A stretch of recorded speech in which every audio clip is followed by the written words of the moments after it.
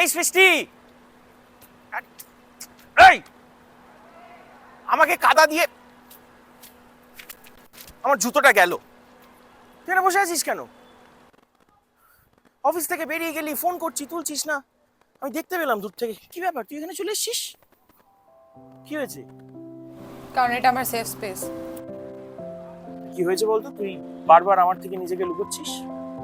নাটক করিস না, সবটাই জানিস।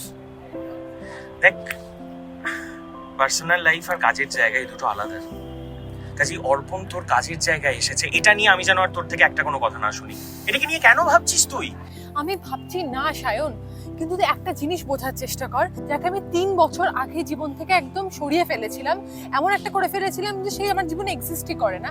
এখন সে হঠাৎ করে 2 দিন আগে চলে এসে আমাকে বলছে সে আমার সাথে বিয়ে করতে চায়, সে কলকাতায় ফেরত চলে এসেছে। এখন সে আমারই অফিসে আসছে, 24 ঘন্টা আমার চোখের সামনে থাকবে। মানে আমার এটাতে বিরক্ত লাগছে।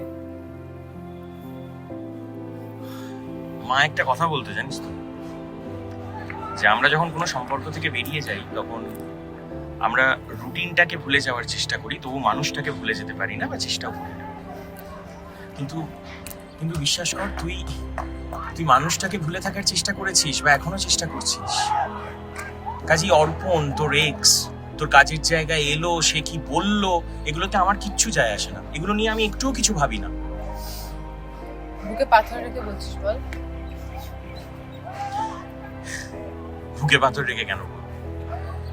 এটা তো আর প্রেম.com এর এবারের সিজনের গল্প নয়, ডার্ক অ্যান্ড লাভলি।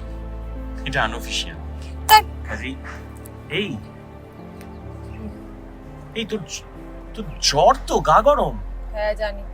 জানি মানে? তুই আগে বলিসনি কেন? মাইগ্রেনের ব্যথা থেকে মাথাটাও ব্যথা।